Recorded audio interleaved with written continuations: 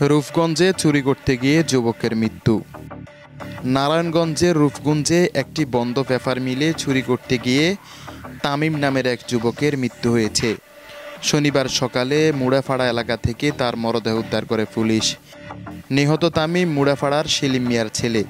Police জানায়, নিহত তামিমের মাথায় ও শরীরে আঘাতের চিহ্ন রয়েছে। এটি হত্যা নাকি অন্য কোনো কারণে মৃত্যু তা ময়নাতদন্তে চূড়ান্ত প্রতিবেদন পেলে জানা যাবে।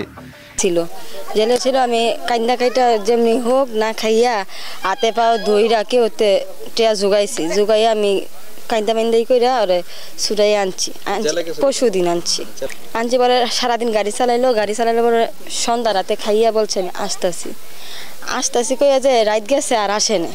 তো আমি তো ঘটনাটা জানি না। সকালবেলা আমার আব্বাই বলতেছে তোর স্বামী মারা গেছে। আমি খবরটা শুনে তারপর সাথে সাথে আইছি। আমার ছেলে এই মেলো মাইসা চুরি মুড়ি করতো, হ্যাঁ ও যাইতো, ঠিক আছে, গিয়া কাজ মাছ করতে গিয়ে ব্যথা পাইয়া দুঃখ পাই, একবার দুঃখ পাইছে, আমি চিকিৎসা করছি, বালা করে আনছি, কইছে আর যাইস না।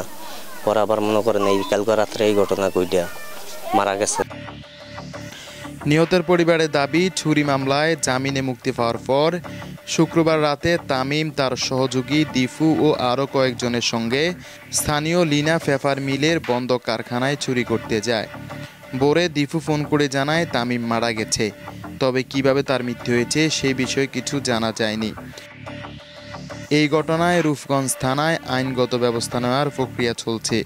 Desk report, Bartadesh news, Dhaka.